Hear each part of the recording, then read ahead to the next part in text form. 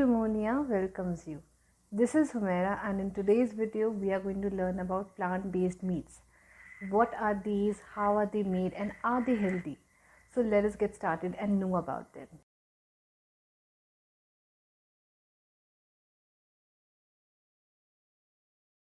So you must have heard of red meat, organ meat, processed meat, lean meat.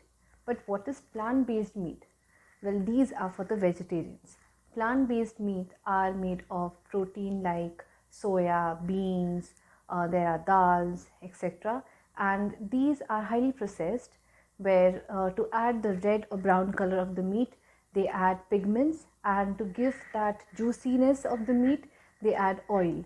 So this is how the plant-based meats are made.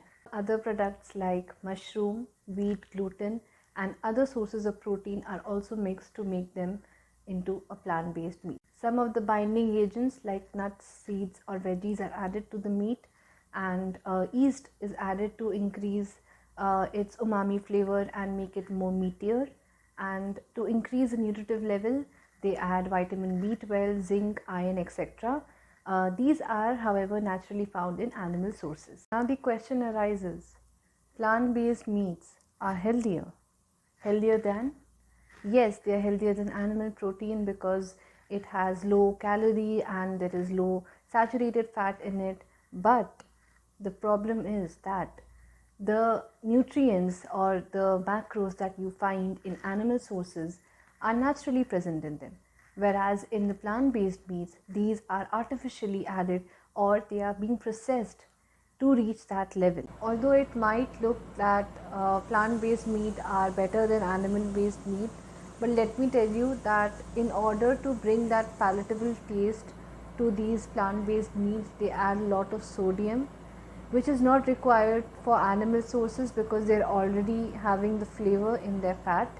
But in case of plant-based meat, in order to meet their taste, we add a lot of sodium to it, and you know that a lot of sodium for the body is harmful.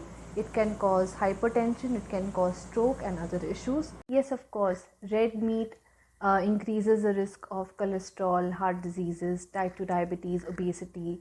Of course, it has high saturated fat and it is said to be restricted in the diet. So in that case, yes, plant-based meats are better for people who are really addicted to red meat and cannot give up on processed meat like sausages, nuggets, etc. Well, that is fine in that case, but you must know that plant-based meats are made of vegetable protein extract, there is coconut oil added to it, a lot of artificial ingredients, even color, like I have mentioned before, is added to bring it to that texture. When you look at the plant-based meat and compare it with an animal meat, you will not be able to differentiate because that is how similar they make it. When they process it, they add the color, they add the juiciness, the flavor, everything exactly same as that of the animal meat.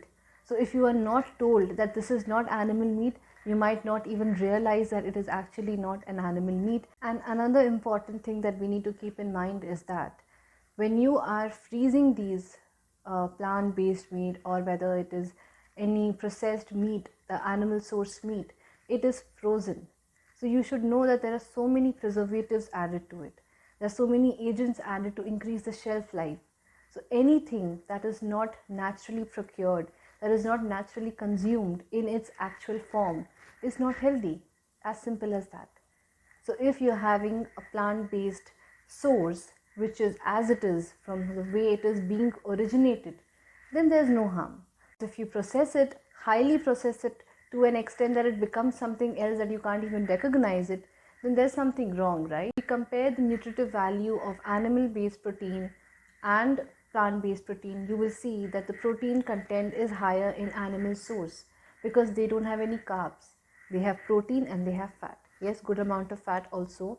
But when you see a plant-based protein like in dals or in soya or beans, etc., they also have some amount of carbohydrates in addition to the protein and fat. So there is a distribution. The protein intake is there if you consume these sources, but in moderation. So that's all for today. I hope this was helpful. Don't just go by what the media and the mass is saying. Look into it, look at the scientific references, look at how it can impact your body, and always question yourself. Be curious and be wise when you consume food and make lifestyle changes. That's all. I will see you all next Sunday. Until then, do like, share, and subscribe. And love, invest, find yourself, and enjoy.